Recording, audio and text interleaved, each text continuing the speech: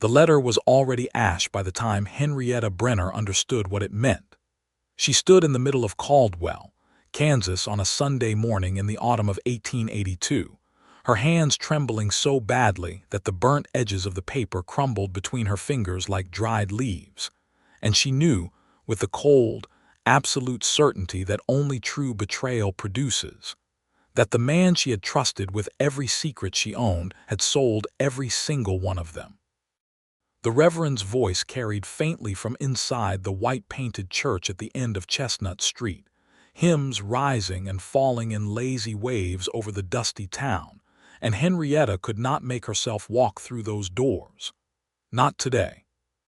Not when the world she had so carefully constructed was collapsing inward at its foundations. Not when the name written in that letter, the name she had spent 2 years trying to bury, had surfaced again like a drowned thing refusing to stay down. She turned away from the church and walked. This was the only thing she knew to do with grief, with fury, with fear. She walked. Every Sunday for 11 months, while the good people of Caldwell sang their hymns and bowed their heads and passed the collection plate, Henrietta Brenner walked alone along the edge of town, where the cattle trail stretched northward into the flat, endless Kansas sky, and she worked through whatever fresh wound the week had opened. She had walked through the death of her father. She had walked through the failure of the dry goods shop she'd tried to build on her own. She had walked through the humiliation of trusting men who did not deserve it. She had walked through loneliness so deep it had a physical weight, like a stone lodged just beneath her sternum. But she had never walked through something like this, because this letter, or what remained of it, told her that Theodore Marsh, the man who had once promised to marry her back in Wichita, the man she had fled to Caldwell to escape, the man she had confided in during her weakest moments 6 months ago when he'd shown up at her door claiming to have changed, had not changed at all. He had used everything she'd told him. He had written to the land office, contesting her father's deed, claiming debts that did not exist, and the land her father had left her, 40 acres of good grazing ground on the South Fork of the Ninesca River, was now under formal dispute. She was about to lose the only thing her father had ever given her, and the man responsible for it was sitting pretty in Wichita, no doubt congratulating himself. Henrietta walked faster, her boots raising small puffs of dust, the late October wind biting through the wool of her gray dress. Tears threatened, but she refused them. She had cried enough over Theodore Marsh. She had given him too many tears already, and she would not give him one more. She did not hear the footsteps fall into place beside her. Not at first. She was too deep inside her own storm to notice anything beyond the press of the wind and the distant lowing of cattle from the holding pens at the edge of town. But gradually, the way awareness comes back slowly when you've been holding your breath too long, she became conscious of a presence. Not threatening, not close enough to crowd her. Just there. Someone walking at her exact pace, a few feet to her left, as if they had simply materialized out of the pale autumn morning. She turned her head sharply, braced for whatever fresh trouble the day had decided to send her. The man walking beside her was tall, broad across the shoulders in the way that comes from genuine labor rather than vanity. He wore a dark brown coat that had seen better years, trail-worn boots, and a hat pulled low enough that she caught only the line of his jaw, the faint weathering around his eyes. He was looking straight ahead, not at her, as if he simply happened to be walking in the same direction, at the same speed, at the same moment. "You are going the wrong way for the cattle pens," Henrietta said, her voice coming out sharper than she intended because everything inside her was wound to snapping point. The man was quiet for a moment. When he spoke, his voice was low, deliberate, like someone who chose words the way a careful man chooses footing on uncertain ground. "I know where the cattle pens are," he said simply. She stopped walking. He stopped too, a beat after her, as if her sudden stillness communicated itself through the air between them rather than through any visible signal. Now she looked at him properly. He was perhaps 30, maybe a year or two on either side of that. His face was not handsome in any theatrical sense, but it was a face you looked at twice, a face with depth in it, dark eyes that held a kind of watchful steadiness she was not accustomed to seeing in this town. He was looking at her now, not in the way that men in Cowtons usually looked at a woman walking alone, not with assessment or predation. He was looking at her the way someone looks at a person who is clearly, visibly in pain. "I'm Samuel Collier," he said. "I run cattle on the Drummond Lease South section." She stared at him for a moment. "I did not ask." "No," he agreed. "You didn't." There was a pause in which the wind moved between them and a crow called from somewhere behind the livery stable. "Henrietta Brenner," she said at last, because refusing to give her name would have been childish, and she was not a child. "My father owned the Brenner parcel on the South Fork." Something shifted in his expression. Not pity. She would have cut him to pieces with her tongue if it had been pity. It was more like recognition. Like a man who knows something about contested ground. "I know the parcel," he said quietly. She looked at him a moment longer, then turned and started walking again. To her complete lack of surprise, and if she was being honest with herself, to her complicated relief, he fell back into step beside her. And that was the beginning of it, though neither of them would have described it that way that morning. That morning, walking through the cold October air on the north edge of Caldwell, with the church hymns fading behind them and the wide Kansas sky pressing down on everything, it was simply two people who had enough self-possession to be quiet together. Which was, as Henrietta would later understand, rarer and more valuable than anything that announces itself loudly. She had come to Caldwell 11 months earlier, in the late November of 1881, with 2 trunks, $40 cash, a land deed, and a secret she intended to keep. The secret was not shameful, not in any way that Henrietta herself judged it. But the world was what it was, and a woman alone in a cattle town in the middle of Kansas had limited margin for complexity. She had come because the land deed gave her something to anchor to. The 40 acres on the South Fork of the Nineska had been her father's dream, a piece of ground he'd acquired in a land lottery in 1879, and had talked about building something on: a house, a small herd, a life with room enough to breathe.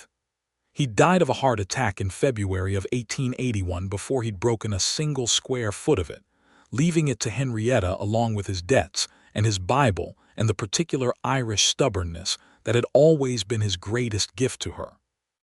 She'd spent 9 months settling what she could of the debts in Wichita. She'd sold the furniture. She'd sold the horse. She'd made arrangements with the landlord for the back rent, and she'd done it all while simultaneously avoiding Theodore Marsh, who had been her father's business acquaintance before he'd become something more complicated to Henrietta, and who had not reacted well when she'd ended things between them the previous spring. Theodore Marsh was not a man who accepted endings. That was the thing about him that she had understood only in retrospect, only after she'd seen how he behaved when she said no.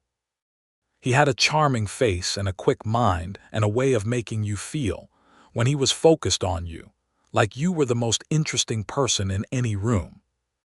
And then, when you stopped being useful to him, or when you declined to become what he wanted you to be, the charm simply switched off, and what remained underneath was cold and calculated and willing to use whatever leverage it could find.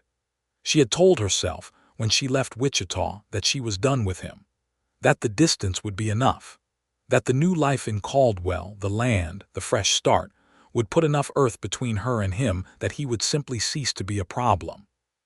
She had been wrong about that, but she hadn't known how wrong until this October morning when the letter arrived. He had followed her paper trail. That was the thing that made her stomach sink when she'd thought about it clearly. He had gone to the land office, found the deed transfer, traced the inheritance, and decided that the 40 acres on the South Fork represented something he could use as leverage to bring her back within his reach. He wasn't after the land. She understood that with cold clarity. He didn't need 40 acres of Kansas grazing ground. What he wanted was to remind her that he could touch anything she cared about. That no distance was sufficient, that she was not, in any practical sense, free. She had burned the letter instinctively, and then regretted it immediately, because the land office dispute was real regardless of whether she held the physical evidence of his manipulation, and she needed to respond to it formally within 30 days or forfeit her right to contest it. 30 days.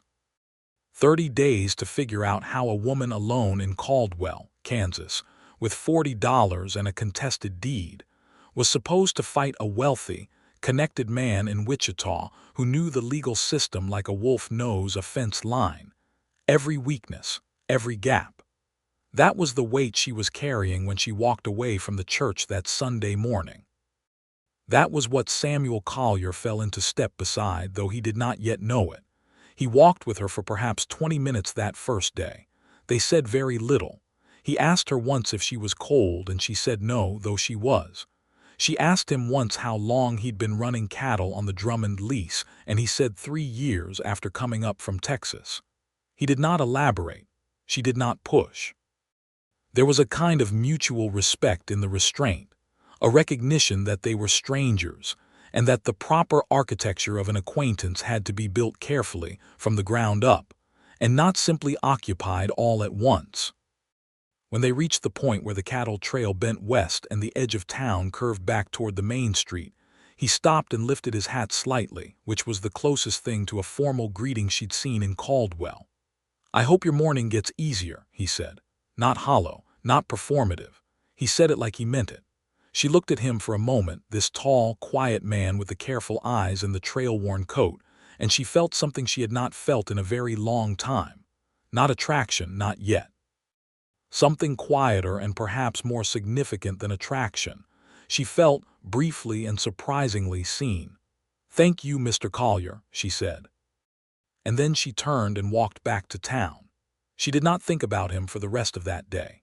She was too consumed with the legal problem, with the deed, with the 30-day clock ticking in her mind like a fever. She spent the afternoon at Mrs. Aldrich's boarding house where she rented a room, writing careful notes about what she knew and what she needed to know, mapping the situation the way her father had always taught her to approach a crisis, not with panic but with method. Her father had been a practical man. Edwin Brenner, first-generation Irish-American, had come west from Ohio in 1865 with nothing but a strong back, and the conviction that a man could build something in this country if he was willing to work for it, and willing to be honest about what the work cost. He had built a moderately successful feed and grain business in Wichita over 15 years, and what he had never built, despite everything, was a financial cushion large enough to protect his daughter from the precise situation she now found herself in. She had loved him without illusion. He had been stubborn and funny and occasionally wrong-headed, and he had treated her, from the time she was 12 years old and her mother died of fever, as the most important person in his world. She had grown up running his accounts, corresponding with suppliers, learning the arithmetic of commerce and the geography of trust, which was not always the same as the geography of legal contracts. She had grown up knowing how to negotiate and how to hold firm and how to recognize when a man was trying to take something from her. She had somehow, catastrophically, not recognized it in Theodore Marsh until it was too late to avoid the damage. She went to Caldwell's one attorney, a Mr. Horace Dunbar, on Monday morning. He was a small, meticulous man with ink-stained fingers and a manner that suggested he was more comfortable with documents than with people, which Henrietta considered a point in his favor. She explained the situation as crisply as she could. He listened without interrupting, which was also a point in his favor. "The claim Marsh has filed," Dunbar said when she finished, "is a debt contention. He's asserting that your father borrowed $300 from him in the spring of 1880 and that the land was put forward as security for the loan." "That never happened," Henrietta said. "I believe you," Dunbar said, without particular emphasis, which meant he was telling her the professional truth rather than the social comfort. "But belief is not evidence. Do you have any of your father's financial records from that period?" She did.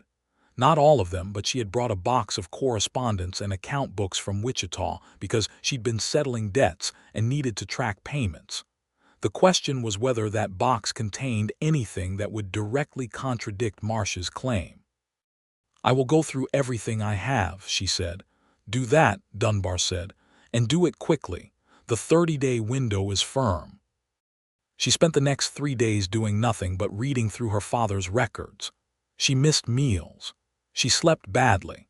She developed a deep, burning certainty that somewhere in those papers there was a record that proved Edwin Brenner had never borrowed a cent from Theodore Marsh, because her father had been scrupulous about his accounts, and because the specific period in question, spring of 1880, was well within the window she had records for. She found it on the 3rd day. Not a receipt for a loan, because there was no loan, but something better. A letter from her father to his bank in Wichita, dated April of 1880, discussing a business line of credit he was pursuing precisely because he had no other available sources of capital, mentioning specifically that he had been offered a private loan from a local investor and had declined it on principle because he did not like the terms. He did not name the investor, but the timeline corresponded exactly with the period Marsh was claiming the loan had been made. It was not conclusive on its own, but it was something to build from. She brought it to Dunbar on Thursday afternoon and watched his expression change from cautious to thoughtful. "This is useful," he said. "Combined with a subpoena to the Wichita Bank for your father's records, we could establish a pattern. But Henrietta," he paused. He used her first name when he was about to say something she wasn't going to like. "This fight will cost money. I can't work for free. The filing fees alone will be $15, and if it goes to a formal hearing, which it likely will if Marsh is serious about pressing the claim, we're looking at significantly more." $15 was a significant portion of her remaining 40. She sat with that fact for a moment. "I understand," she said. "File what you need to file." She walked back to the boarding house in the long autumn light, working out in her head how she could generate income quickly enough to sustain this. She had been taking in mending and laundry since she'd arrived in Caldwell, which covered her board and not much else. She had been trying to build toward opening a small shop, fabric and notions, possibly lending library, the kind of thing a town this size could sustain. But that required capital she did not have. It was Mrs. Aldrich, her landlady, who provided the first unexpected piece of help. Mrs. Aldrich was a formidable woman of 60 who had been running the boarding house since her husband died of a gunshot wound in 1875, a story she told with complete equanimity, as if getting shot was simply one of the hazards of the cattle trade, which in 1875 Caldwell it largely had been. She had strong opinions about everything and the social connections of someone who had been feeding and housing the men who ran this town for 7 years. "What you need," Mrs. Aldrich said over supper on Thursday evening, with the decisiveness of someone who has thought about someone else's problem without being asked, "is someone who knows the land situation south of town. Someone with standing." "Standing," Henrietta repeated. "This is a cattle town," Mrs. Aldrich said, "which means the people with standing are the cattlemen, and the man with the most standing on the south section is Samuel Collier." Henrietta looked up from her plate. "The man who runs cattle on the Drummond lease." "The very same," Mrs. Aldrich said, apparently unsurprised that Henrietta knew the name. Small towns had long memories. "He's been here 3 years and he's built a good name. He's honest, which is not as common as it ought to be, and he's respected by the Drummond family and by the other ranchers. More importantly, he knows that land. He knows what's on it, what it's worth, what the water situation is. His testimony in a land dispute would carry weight." Henrietta thought about the quiet man who had fallen into step beside her on Sunday morning. She thought about the way he had looked at her, not through her, not past her, but at her, with the kind of attention that implied he was actually present. "He doesn't know me," she said. "He knows your name," Mrs. Aldrich said, "and he knows your father's land. Go and talk to him." She went the following Saturday afternoon. The Drummond lease was a 4-mile ride south of town, and she borrowed a horse from the livery for 50 cents, which she could not really afford but which felt necessary. She was not a woman who liked to conduct important conversations at a disadvantage, and arriving on foot at a working ranch to ask a man for help would have put her at a disadvantage that she was not willing to accept. The ranch was modest by any standards, a working operation rather than a showplace, a main house that was solid and well kept, a good barn, several outbuildings, and a holding pen with a dozen cattle in it. Two hands were working near the barn, and they looked up when she rode in with the particular wariness that visitors at working ranches always attracted. She asked for Samuel Collier. One of the hands went to the barn, and he came out a minute later, pulling off a pair of leather-work gloves, his hat casting a shadow across his face in the afternoon light. He stopped when he saw her, and something crossed his expression, not surprise exactly, more like a confirmation of something he had already half expected. "Miss Brenner," he said. "Mr. Collier." She dismounted without waiting for assistance, because waiting for assistance was a habit she'd spent years deliberately breaking. "I apologize for arriving unannounced. I need to speak with you about the South Fork parcel if you have a few minutes." "Come in," he said, without hesitation, and gestured toward the house. The inside of the house was spare but not uncomfortable. A stone fireplace took up most of one wall. The furniture was functional, well-made, without decoration except for a single framed map on the wall above the fireplace that showed the land parcels south of Caldwell in careful detail.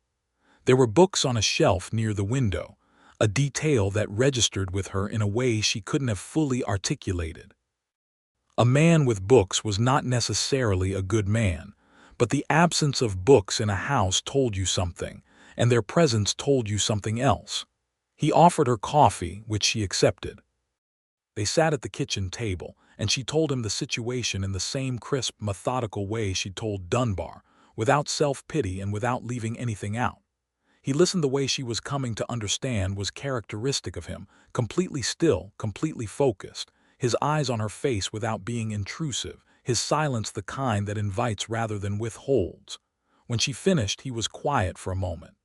"Marsh," he said, and his voice had a quality in it that she noticed. Not anger. Something more controlled than anger. "I've heard that name." "In what context?" she asked carefully. "There was a situation 2 years ago down in the Indian Territory," Samuel said. "A trader named Marsh tried to contest a grazing lease that a man named Pickett held. Pickett had good papers, but Marsh had political connections, and they dragged it out for 18 months before Pickett won. By the time it was resolved, the legal costs had eaten up what the lease was worth. Pickett sold it and left." Henrietta absorbed this. "So this is a pattern." "Looks like it." He turned his coffee cup slowly between his palms. "He doesn't necessarily expect to win the land claim. He wants to cost you enough that you give up and go back to Wichita." The accuracy of this landed with the physical weight of truth. Of course, that was what Theodore Marsh wanted. He didn't want the land. He wanted Henrietta where he could see her, in a city he knew, in circumstances he could manage. The land was a lever. It had always been a lever. "I'm not going back to Wichita," she said. Samuel Collier looked at her for a moment, and what she saw in his face was something she had not expected. Not the polite approval of a man who admires stubbornness in the abstract. Something more personal than that. Something that looked, if she was reading it correctly, like relief. As if the confirmation that she intended to fight was something he had been hoping to hear. "Then you need evidence that Marsh has no legitimate claim," he said. "And you need someone with local standing to speak to the quality and value of that land, so the hearing officer understands what's actually at stake." "Yes," she said. "I can speak to the land," he said simply. "I know every acre of the South Fork. I've run cattle through that water for 3 years.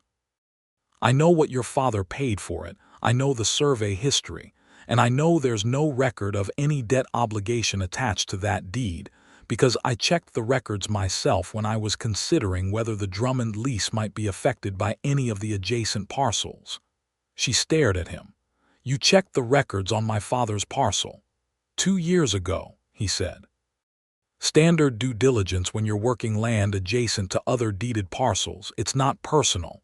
And there was nothing attached to the deed. Clean title, he said.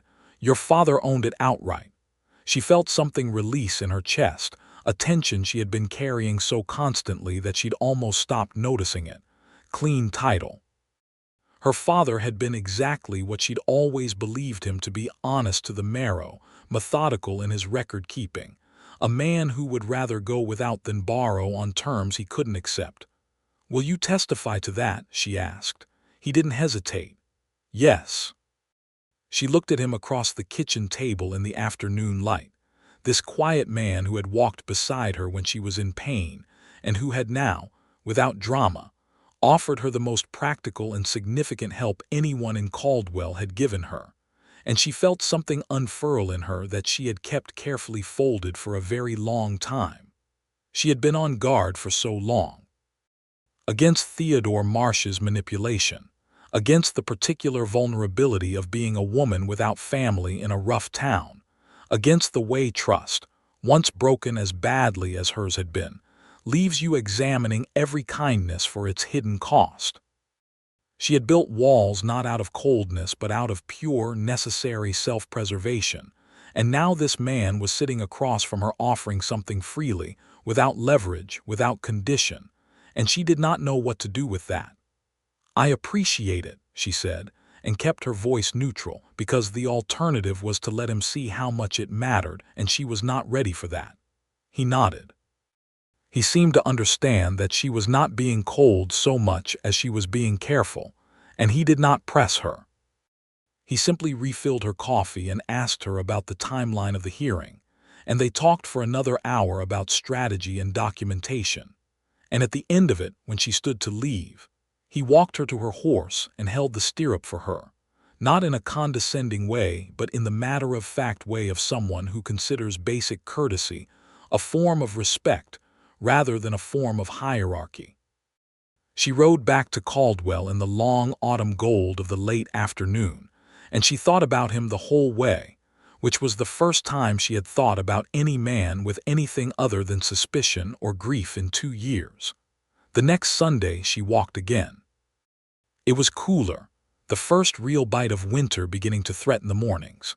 She wore her heavier coat and her good boots, and she walked out along the cattle trail the way she always did, working through the week's developments in her mind. She had submitted the bank correspondence to Dunbar, who had filed it with the land office along with Samuel's written statement about the title record.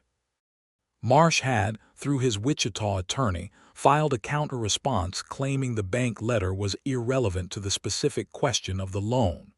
Dunbar had responded with a subpoena request for the Wichita bank's records. The hearing had been set for December 2nd. She had 6 weeks. She was so deep in calculations that she almost missed the moment he fell into step beside her again. Almost.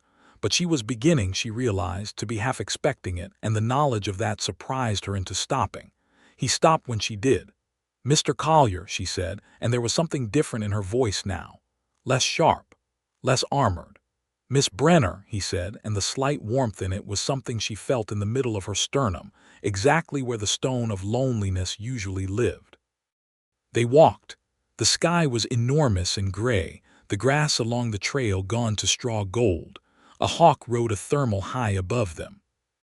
The cattle town made its usual sounds behind them: horses, voices, the occasional clatter of commerce, and out here on the trail's edge, none of that reached them clearly, and it felt like a different world, a quieter one.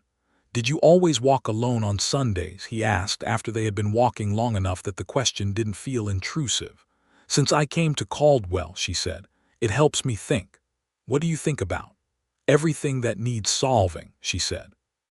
And then, because something about the cool air and the open land made honesty feel less dangerous than usual, she said, "I think about my father sometimes, what he would have made of all this." What would he have made of it? She considered.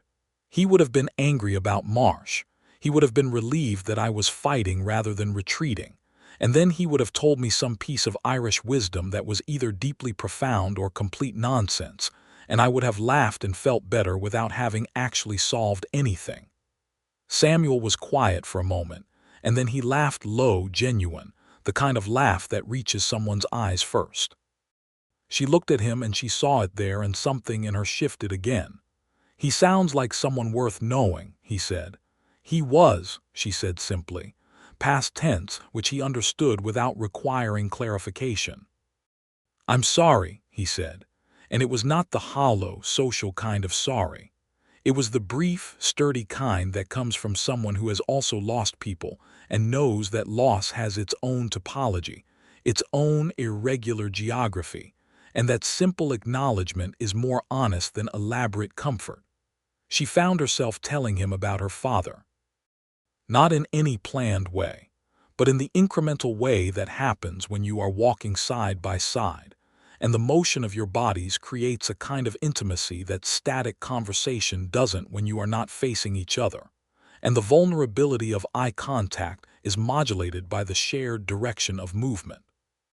She told him about Edwin Brenner's feed and grain business, about the way he'd read aloud from the newspaper every evening at supper, about his conviction that every problem had a logical solution if you were willing to look at it long enough. Samuel listened without interrupting except twice, once to ask a question that showed he was paying attention, and once to say that his own father had been a similar kind of man, practical and principled, who had died young and left him to figure out most of the important things on his own. "Is that why you came up from Texas?" she asked. "Partly," he said. "Texas started feeling small after my father died. Like there was too much past in it and not enough room to build something new." He paused. "I don't mean that disrespectfully to Texas." She smiled despite herself. It was the first time she had genuinely smiled in several weeks, and it felt like something creaking back to life. They walked back toward town eventually, and parted at the same curve in the trail where they'd parted the first Sunday, and this time when he lifted his hat she met his eyes directly and did not look away first.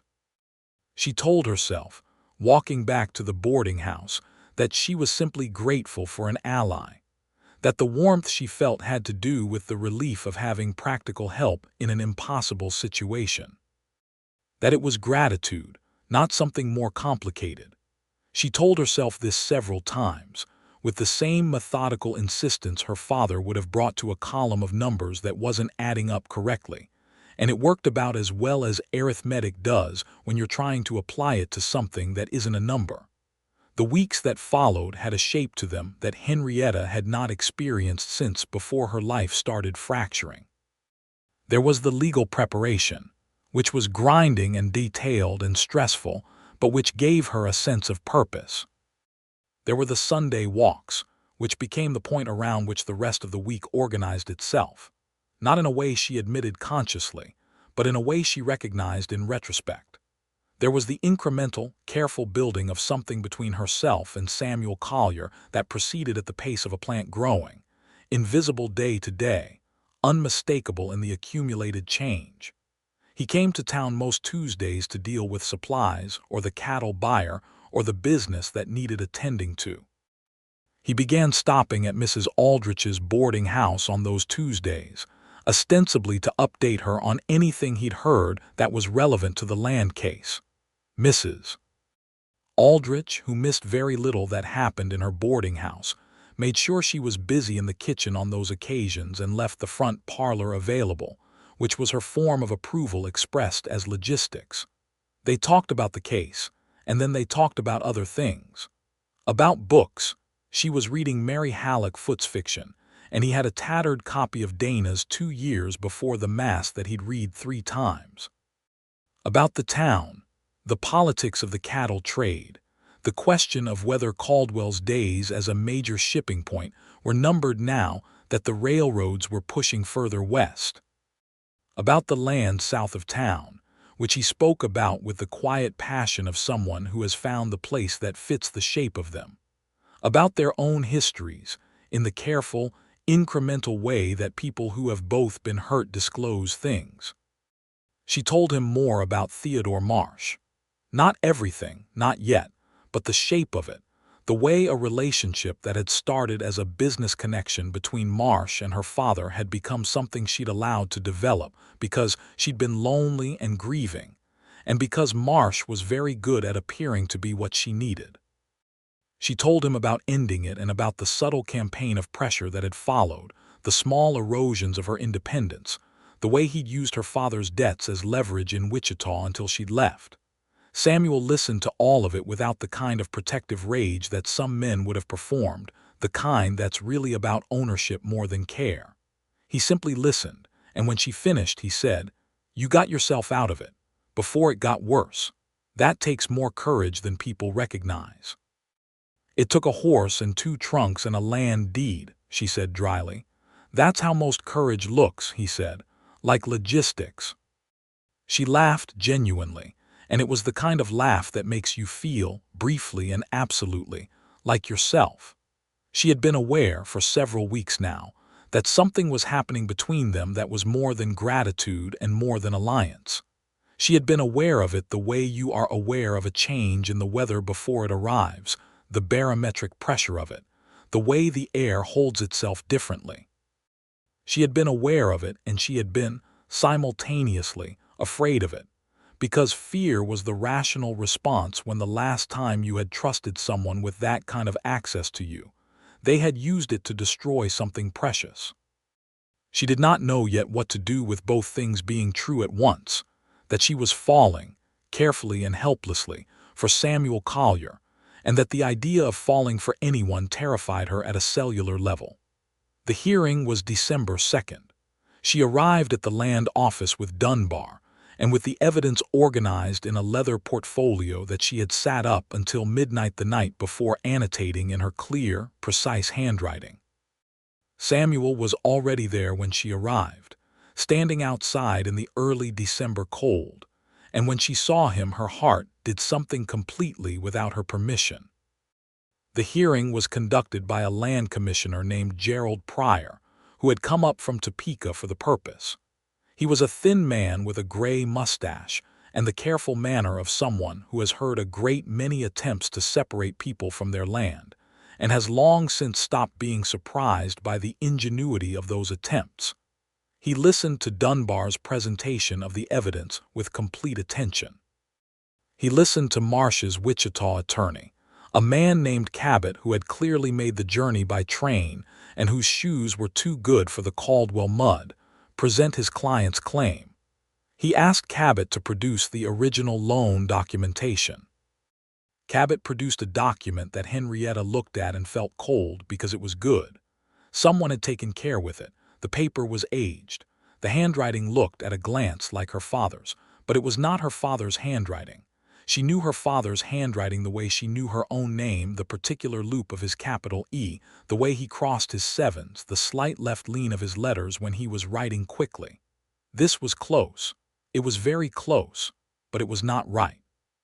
She wrote a note to Dunbar and slid it across the table. He read it, and then he asked Commissioner Pryor if he might examine the document. The examination took 2 hours. Dunbar had the bank records from Wichita, which had arrived by courier 3 days earlier, showing every transaction Edwin Brenner had made in the spring of 1880. There was no $300 deposit. There was, in fact, a record of Edwin Brenner inquiring about a line of credit in April of that year, exactly corroborating his letter, which the bank officer had annotated with a note that Mr. Brenner had declined the bank's offered terms as too high. Samuel testified. He was precise and unhurried, and when Commissioner Pryor asked him how he could be certain of the title's clean status, Samuel produced his own copy of the land office records from 1879 through 1881, which he had requested as part of his own due diligence and which he had, characteristically, kept in impeccable order.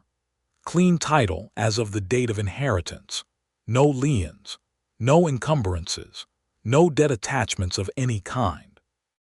Cabot tried to challenge him on his standing to speak to the records, and Samuel looked at the man with the particular patience of someone who is secure enough to find aggression almost interesting. "I run cattle on adjacent land," Samuel said. "I have every reason to know the legal status of the land around me, and I have the documentation to support what I'm saying." Commissioner Pryor ruled in Henrietta's favor before 5 o'clock. Marsh's claim was dismissed. The deed was confirmed in her name without encumbrance. Cabot collected his papers with the flat, practiced dignity of a man who has lost a case before and intends to bill his client regardless. And Henrietta Brenner sat very still in the land office for a moment after the commissioner left, her hands flat on the leather portfolio in her lap, and breathed. Dunbar shook her hand and said something about the strength of the evidence, and she thanked him and meant it. Mrs. Aldrich, who had come to the hearing in her capacity as a witness of good character, said something triumphant about justice that Henrietta absorbed without really hearing it.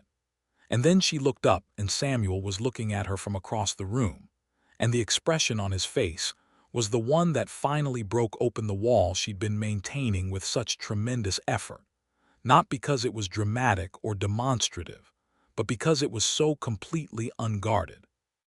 He was looking at her with something pure and simple on his face, something that had no agenda in it, nothing strategic or self-serving, just a man who was glad for her. She crossed the room, which was not a long walk but felt significant, and she stood in front of him. "Thank you," she said, and her voice was not entirely steady. "You won it yourself," he said quietly. "I just confirmed what was already true." "That's not nothing," she said. "Confirming what's true is not nothing." He was quiet for a moment. Something gathered in the space between them, something that had been gathering for weeks in Sunday morning walks and Tuesday afternoon conversations, something that both of them had been refusing to name because naming it would make it real and real things could be lost. "I'd like to take you to supper," he said, "if you're willing." She looked at him for a long moment. The room was nearly empty now, just the last of the paperwork being shuffled by the land office clerk in the corner. The December wind pressed against the windows. It had started to snow. "Yes," she said. "Supper at Caldwell's only proper restaurant, a narrow establishment called the Frontier House that served meals that were more substantial than elegant, was not a formal affair. But it was the first time they had been together in a social context rather than a practical one, and the difference was palpable in a way that made Henrietta slightly nervous and which made Samuel, she noticed, slightly careful, as if he was aware that something had shifted and was treating the shift with the same deliberate attention he brought to everything important. They talked about the case, and then they talked about what came next. She could now proceed with developing the land, she told him. She had plans. Not grand ones, not yet, but the beginning of a plan. A modest house, a small herd, the possibility of turning those 40 acres into the thing her father had dreamed about. "You'd live out there?" Samuel asked. "Eventually," she said, "if I can afford to build. For now I'm still at Mrs. Aldrich's, which I'm grateful for." He turned his coffee cup, that characteristic gesture which she recognized now as what he did when he was thinking through something carefully before he said it. "The Drummond lease is 2 miles from your South Fork," he said. "I know," she said. He met her eyes. "That's not a coincidence in what I'm about to say." She felt something warm climb her neck. "What are you about to say?" "Nothing you're not expecting," he said. "But I'll say it plainly because I think you deserve plain things after a long time of things that weren't. I like you, Henrietta. I like the way you think and the way you fight for what's yours and the way you are honest even when it would be easier not to be. I've been watching you navigate the hardest kind of situation with the most grace I've ever seen, and he paused. "I've found myself looking forward to Sundays and Tuesdays more than any other days of the week." The candle on the table between them threw soft light across his face. Outside, the snow was falling in earnest now, a proper December snow, and the sound of Caldwell's evening commerce was muffled to a gentle hush. "I'm not easy to be close to," she said, because she was nothing if not honest. "I've spent 2 years building walls that have served me very well, and I'm not sure how to take them down entirely, or whether I fully want to." "I'm not asking you to take them down," he said. "I'm asking for the chance to stand next to them for a while and see what happens." She looked at him for a long moment, and what she felt was not the conditional, calculating thing that her experience with Theodore Marsh had trained her to expect when a man offered something. What she felt was simply true. It was simply, unmistakably true. The way the land was true, and the deed was true, and her father's honesty was true. Something you could set your weight against and trust it to hold. "I think," she said carefully, "that I would like that." December in Caldwell was cold and bright and relentless.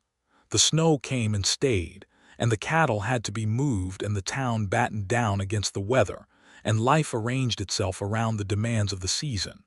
But within that arrangement, something else arranged itself too: the regular, incremental, wonderful architecture of Henrietta and Samuel finding their way toward each other. The Sunday walks continued through December, which required heavier coats and scarves, and sometimes the shorter route because the cattle trail became slick. But they walked, and the conversations deepened, and sometimes they would stop and simply stand in the cold and look at the vast Kansas sky and say nothing at all, because they had reached the point where silence between them was comfortable rather than uncertain. He took her to see the South Fork land on a Saturday in mid-December when the snow had temporarily retreated, and they rode out there together in the pale winter light. It was more beautiful than she had let herself imagine. The land rolled gently, nothing dramatic, just the quiet confidence of good Kansas ground, solid and reliable and capable of sustaining things if you treated it with respect. The river was low in winter but clear, moving steadily over a bed of flat stone. The grass was dormant but dense, the kind of grass that tells you a place has good bones.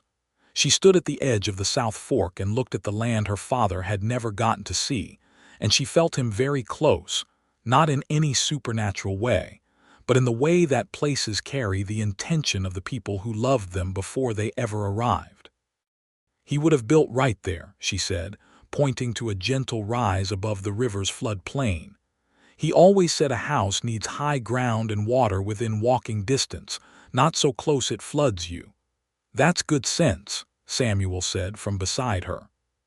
"He had his moments," she said. Samuel was quiet for a moment.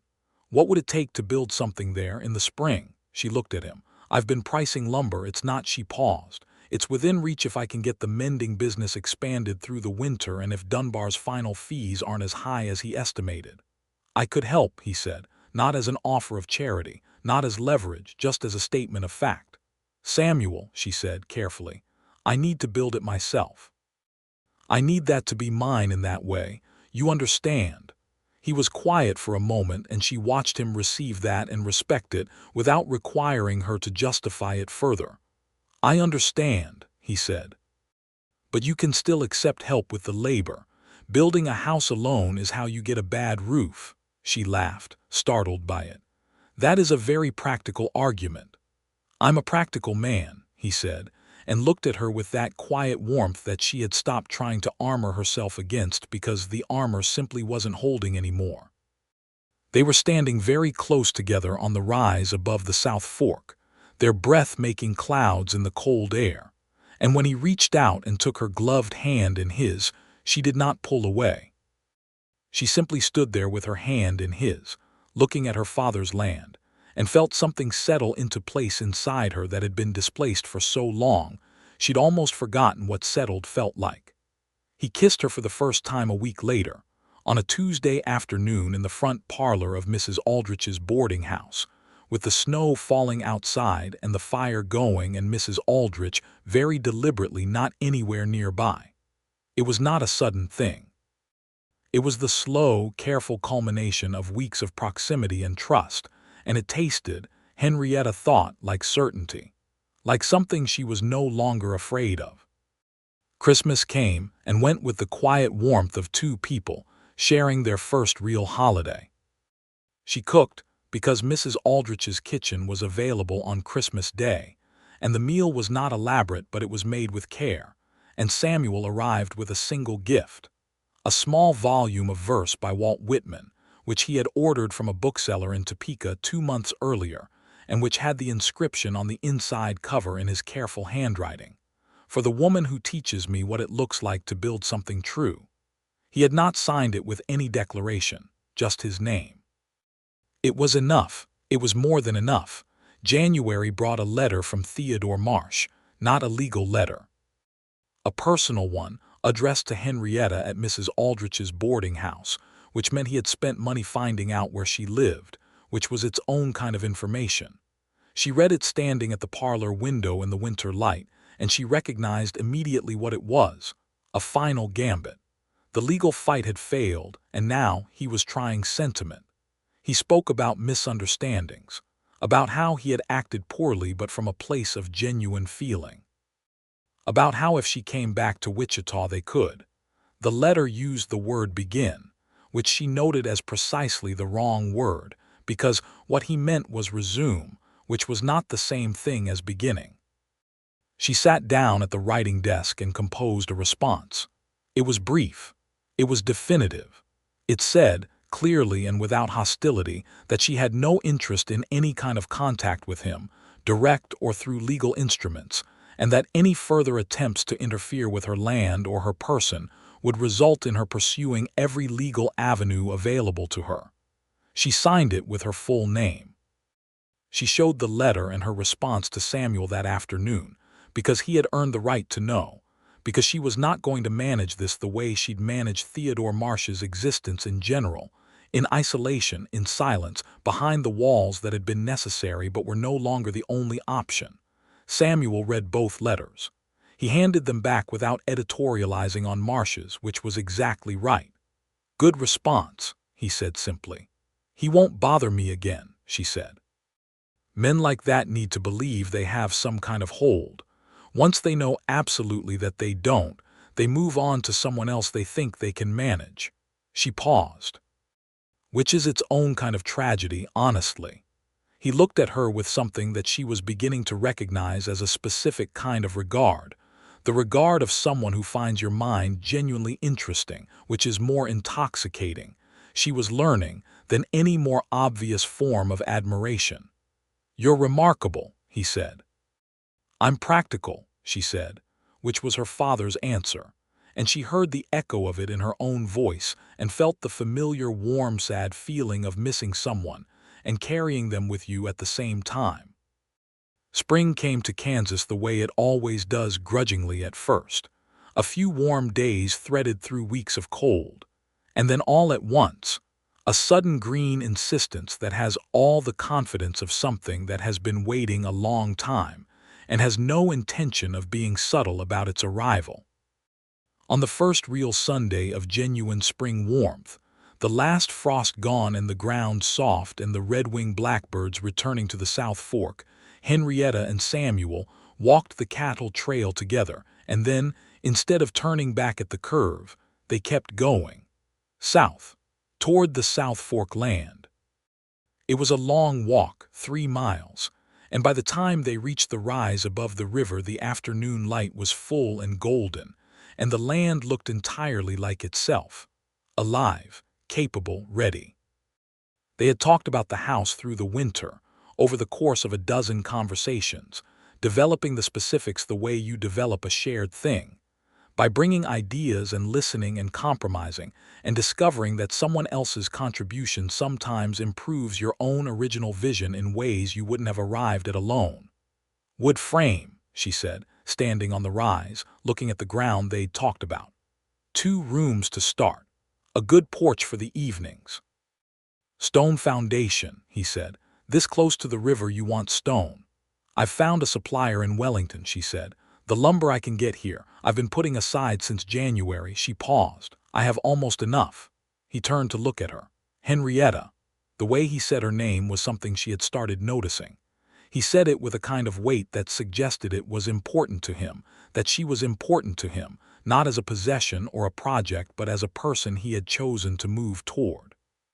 "I want to ask you something," he said, "and I want you to understand that I'm asking it with no expectation and no pressure and complete willingness to wait as long as you need." The spring light was long and warm on his face. A hawk called somewhere above the South Fork. "Ask it," she said.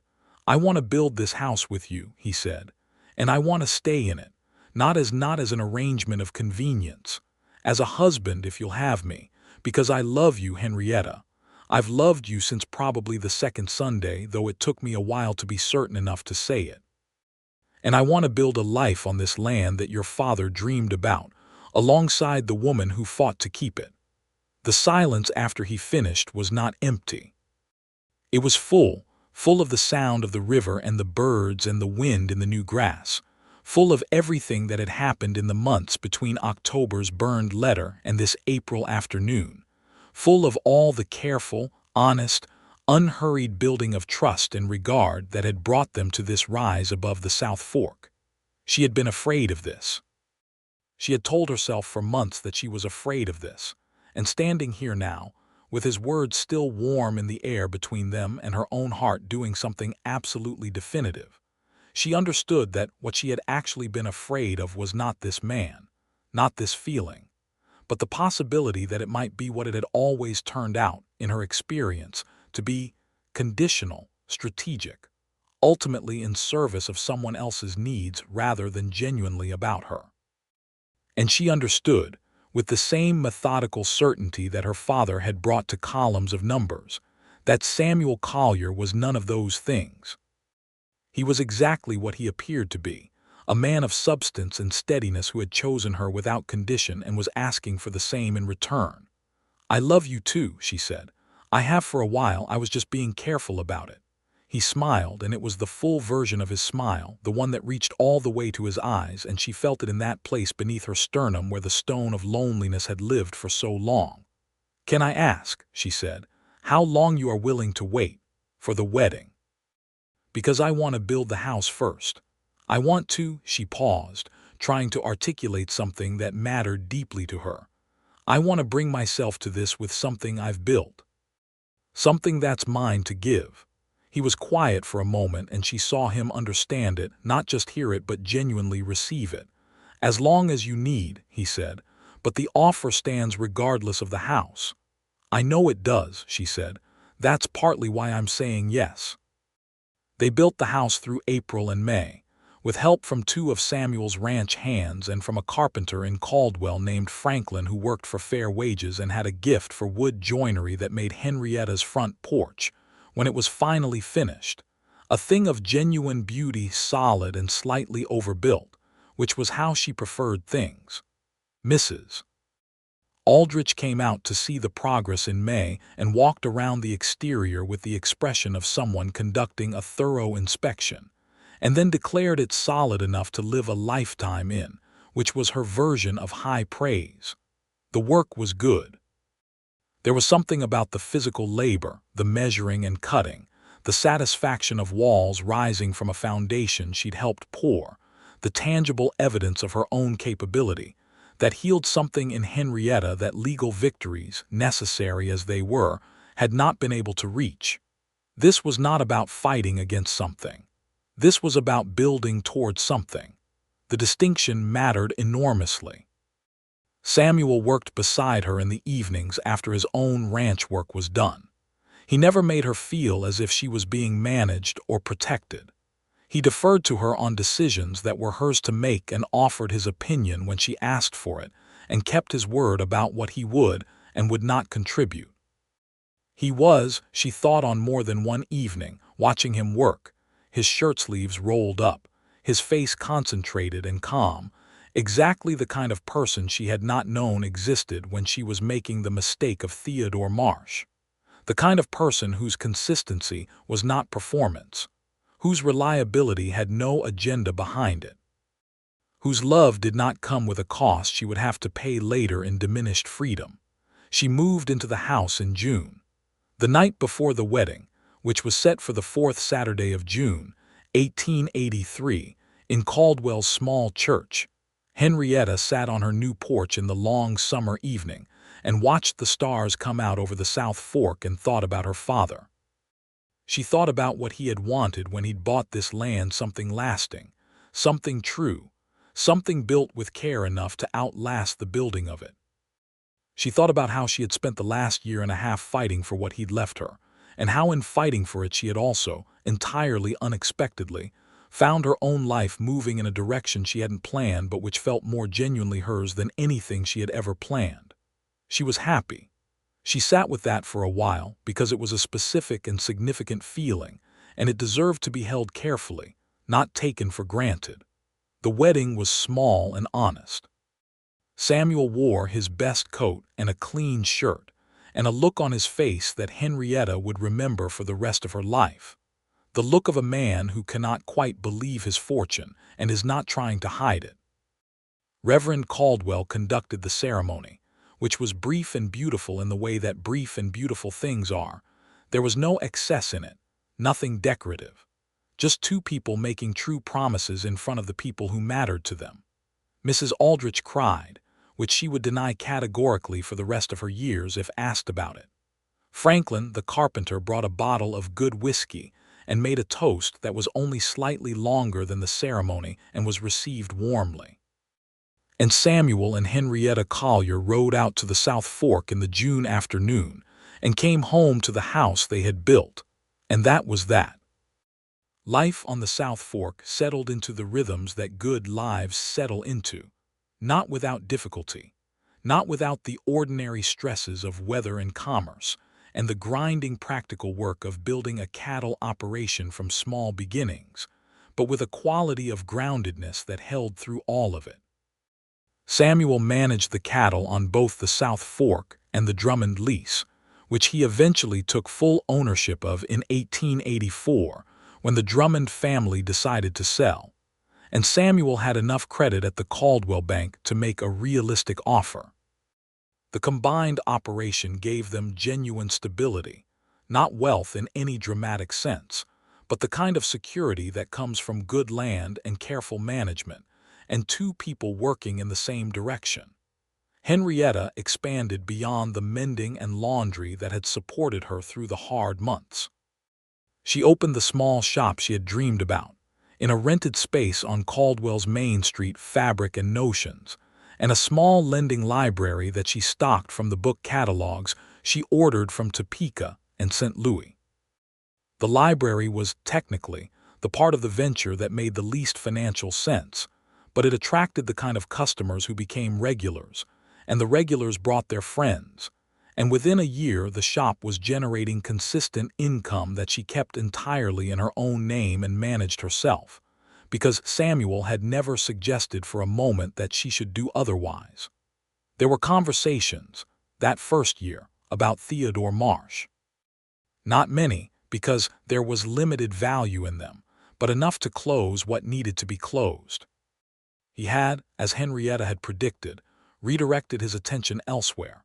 A woman in Wichita whose name appeared once in the Wichita Eagle in connection with a property dispute in late 1883. Henrietta read that notice with a complicated feeling, something that was partly sadness for the unknown woman and partly cold anger, and partly the particular relief of confirmation that she had been right about him, and that she had gotten out before the damage became something she couldn't rebuild from. She wrote an anonymous letter to the woman through the Eagle. She did not know if it was received or if it helped. But she wrote it, because it was the thing her conscience required, and she let it go after that. Spring of 1884 brought the first piece of news that changed the dimensions of everything.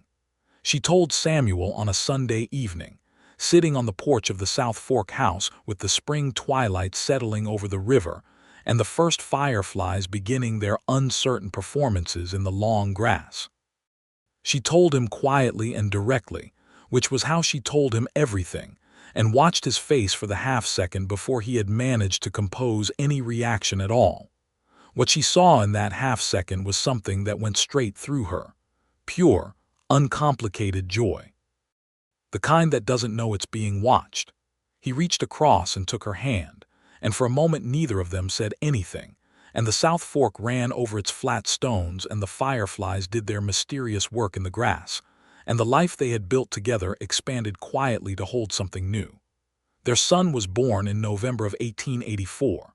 They named him Edwin, which was Henrietta's choice, and which Samuel endorsed without a moment's hesitation. Edwin Collier came into the world in the house above the South Fork, with a midwife from Caldwell in attendance, and arrived, as babies do, with complete disregard for anyone's plans for the timing. He was healthy and loud and had, from the first weeks, his father's watchful dark eyes and what appeared to be his mother's thoroughgoing stubbornness, both of which were considered entirely appropriate. Samuel, in the weeks after Edwin's arrival, was the kind of father that Henrietta had not entirely dared to hope for, because hoping had felt too exposed, even now, even after everything. He was present. He was capable with the infant in the practical ways that some men considered beneath them. He sat up during the night feedings without being asked. He took Edwin on his shoulder while Henrietta slept, in the exhausted, complete way of new mothers, and she would wake to the sound of him talking quietly to the baby in the dark. She watched him once from the doorway, not announcing herself, just watching tall Samuel Collier with his son against his shoulder, standing at the window looking out at the October night, talking to Edwin in the low, patient voice he used when something mattered, and she understood that she was witnessing something she would carry in her memory for the rest of her life. The shop in town continued to thrive. She expanded the lending library in 1885 to take up half the shop's square footage, which was commercially questionable and personally irresistible, and which turned out to be the right decision because it made the shop a gathering place rather than simply a retail establishment, which was more resilient and more interesting. Women in Caldwell had not had anywhere to gather comfortably, and the lending library gave them a reason. She started an informal reading group that met on Thursday evenings. Mrs. Aldrich, who attended from the first session, said it was the best thing to happen to Caldwell since the railroad, which was her highest available point of comparison. Samuel came to one session, at Henrietta's invitation, and sat quietly in the corner while a dozen women argued with genuine passion about the merits of Bret Harte's characterization of the West versus what they actually knew from experience. And he said nothing at all for 2 hours except once, at the end, when he offered a single observation that was so exact and so unexpectedly funny that the room burst out laughing, and after that he was invited back by popular demand. 1886 brought a drought. Not catastrophic, not the way droughts could be on the Great Plains, but serious enough to stress the cattle and require real decisions about water management and herd size. Samuel worked through it with the methodical determination that was his fundamental character, and Henrietta worked through the shop's reduced income with similar determination, and they came out the other side of it without losing anything essential, which was more than some families in the region could say. The drought summer was a hard one for their relationship in the way that stress always tests the structure of things, not because they fought badly, but because they were both tired and worried, and sometimes the worry came out sideways. She was short with him once over something that was not really about what she said it was about, and he was withdrawn for several days in a way that was his particular form of managing anxiety, and they talked about it, as they talked about everything that mattered, with the honesty that had been the foundation of them from the beginning. "I get like my father when I'm afraid," he told her. He went quiet. "I go quiet. It's not about you." "I know," she said. "And I get blunt in a way that sounds harder than I mean it. It's not about you either." "I know," he said. "We should probably remember that in the next crisis," she said. "We probably won't," he said. "Probably not," she agreed. "But we'll figure it out anyway." He put his arm around her there on the porch in the drought-dry evening, and she leaned against him, and it was exactly the kind of moment that doesn't look significant from the outside and is everything from the inside. The second pregnancy came in 1887, announced in the same quiet, direct way as the first, received with the same uncomplicated joy that she now knew to expect from him, and was still, each time, moved by. This time it was a girl. They named her Clara, for Samuel's mother, who had died in Texas when he was 17, and whom he remembered with a quietness that was its own kind of tribute. Clara Collier arrived in May of 1887, healthy and furious at the interruption of whatever she'd been doing before, And Edwin, 2.5 years old by then and possessed of strong opinions about everything, was initially skeptical of her, and then, within days, thoroughly devoted in the particular way of small boys toward baby sisters. Henrietta watched her children, in the years that followed, with the constant, deep astonishment of a person who did not entirely expect to have this. Not in a pessimistic way. In the way of someone who had been through genuine loss and genuine fear, and come out the other side, and understood that what was on the other side was not guaranteed, and was therefore not to be taken for granted. Edwin grew up to have his father's patience and his mother's precision, and a gift for numbers that manifested at a young age, and which they recognized and nurtured. By 8 years old he was helping Henrietta with the shop accounts, sitting at the counter with his small face serious over the ledger columns, and the accuracy of his additions was, frankly, better than hers. Clara grew up to have her mother's stubbornness and her father's watchful steadiness, and an absolute fearlessness with horses that gave both her parents simultaneous pride and moderate cardiac stress. She could ride by 5 years old, and was helping Samuel with the cattle work by 8, which she considered entirely natural, and which several of the older hands on the combined operation initially considered improbable, and then simply incorporated as a fact of the Collier ranch. The town of Caldwell changed around them, as cattle towns change. The peak years of the cattle drive were passing by the late 1880s as the railroads pushed further west and south, and the town had to find its character beyond the shipping trade. Some establishments closed. Some families moved on. But the town itself persisted, as towns do when they have sufficient community to sustain them, and the lending library and reading group that Henrietta had helped build were among the things that gave Caldwell's remaining residents a sense of civic identity that outlasted the cattle boom. Mrs. Aldrich retired from the boarding house in 1888, selling it to a young couple named Garrett who had come up from Oklahoma, and moved into a smaller house on the edge of town, where she continued to have strong opinions about everything, and to be the most reliable source of accurate local information in the county.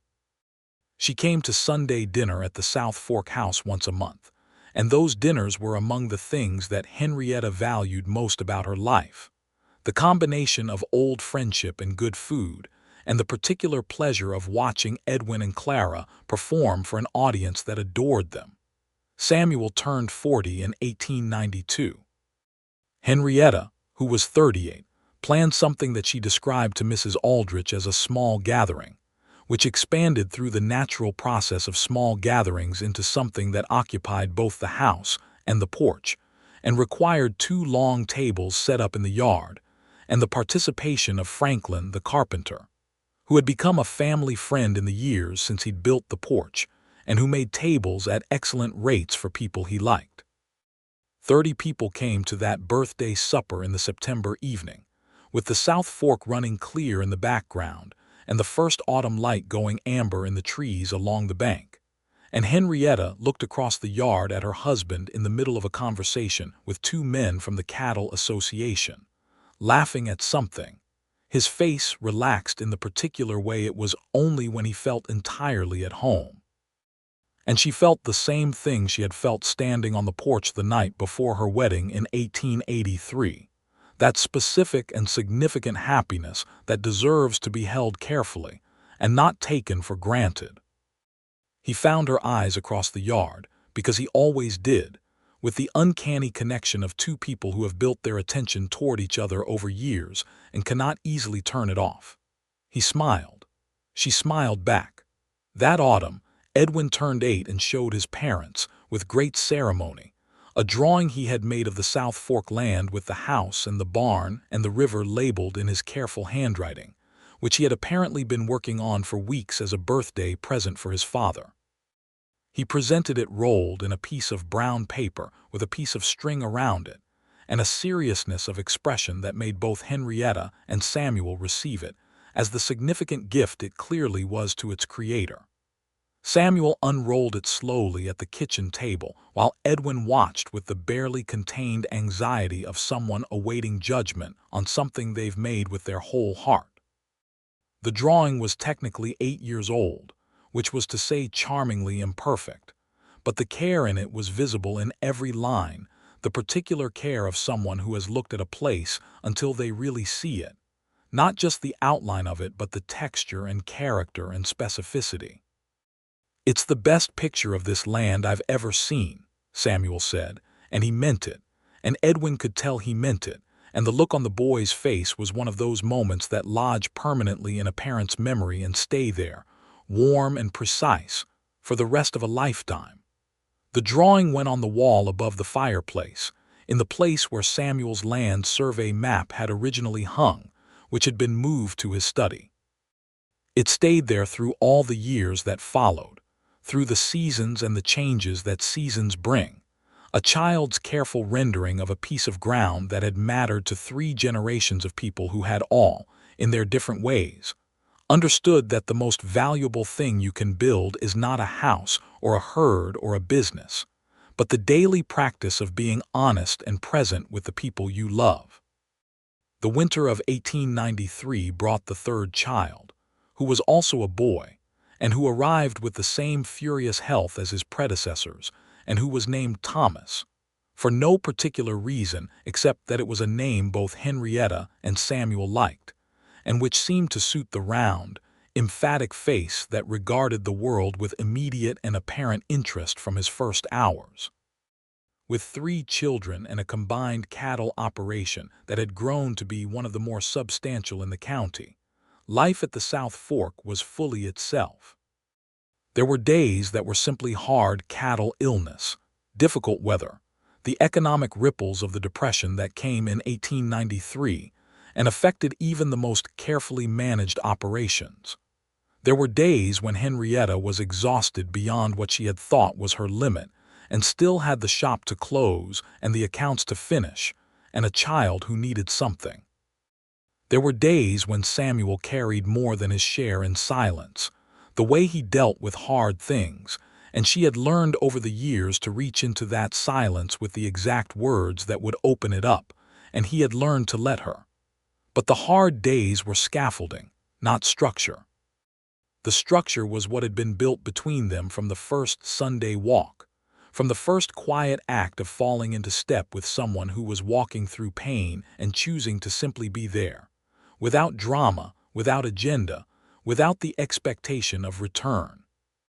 The structure was the 10 years of Sunday mornings on the cattle trail, which they still walked when the weather allowed, 2 people and eventually 3 children and sometimes a dog, along the edge of the land they had fought for and built on and made into something true. In the spring of 1894, on a Sunday morning in April, Henrietta and Samuel walked out along the South Fork in the early light, just the 2 of them. The children were old enough to be trusted for an hour on their own, which they had determined by empirical testing, not always without incident. The river was high with snowmelt, running cold and fast over the flat stones, and the red-winged blackbirds were back in the reeds, and the new grass was coming in thick along the banks. They walked without talking for a while, the way they had learned to do, the comfortable silence of 2 people who have nothing to prove to each other and nothing to hide from each other, and who have come to understand that the most eloquent thing you can sometimes do is simply walk side by side through a beautiful morning, and let that be sufficient. At the high point of the rise above the South Fork, where they had stood 12 years ago in the autumn light when everything was still ahead of them, they stopped. The view was exactly what it had always been. The river, the land, the enormous Kansas sky pressing down on all of it with that particular quality of western sky that makes everything below it feel both small and significant. "Do you ever think about how different it all could have been?" Henrietta asked. "All the time," he said. "Does it frighten you, the narrowness of it?" He considered. "It used to, in the early years, thinking about how close I came to not being in Caldwell at all. How many different decisions would have taken me somewhere else." He looked at her. "Now I think I would have found you. I would have found my way to wherever you were." She looked at him in the April light. He was 42 years old, and there were lines around his eyes now and gray at his temples, and he was, she thought, the most beautiful face she had ever known, not for anything particular about its features, but for everything she understood about what was behind them. "That's not practical," she said. "No," he agreed, "but it's true." She took his hand, and they stood there a moment longer, looking at the land that had cost them so much and given them so much more. The land that had been her father's dream and had become the place where she had built, carefully and deliberately and without apology, everything she had ever wanted. Thomas called from the direction of the house, one of those vocalized sounds that could mean anything from minor crisis to simple boredom. They looked at each other. "Your turn," she said. "That is not how we agreed to determine turns," he said. "No, but it's how it works in practice," she said. He laughed and she laughed, and they walked back down toward the house together in the spring morning, toward the children and the life and the daily beautiful ordinary work of it. And the red-winged blackbird sang in the reeds above the South Fork, and the river ran over its flat stones the way it always had and always would, indifferent to everything except the simple ongoing fact of its own movement forward. The house stood solid on its stone foundation above the rise. The porch Franklin had built was still true, its joinery holding as well as it had the day it was finished. The framed drawing that Edwin had made at 8 years old hung above the fireplace inside, and in the evenings, when the family gathered there, all 5 of them by then, growing and loud and thoroughly opinionated, the lamplight reached it and illuminated the child's careful lines, the imperfect and perfect rendering of a place that had always been exactly what a place should be. Somewhere worth fighting for, somewhere worth walking toward, somewhere worth building a life. And every Sunday, when the church bells rang over Caldwell and the good people of the town made their way toward the hymns, Henrietta Collier walked, no longer alone, never alone again, but still walking, still working through whatever the week had brought, still lifting her face to the vast Kansas sky with the particular stubbornness of a woman who had learned that the most defiant thing she could do in a world that had tried repeatedly to diminish her was to be, fully and without apology, exactly herself. And Samuel Collier walked beside her, as he had the first Sunday and as he would every Sunday after, for all the Sundays that remained to them, which were many, and which were not enough, and which were, each one of them, entirely and completely sufficient.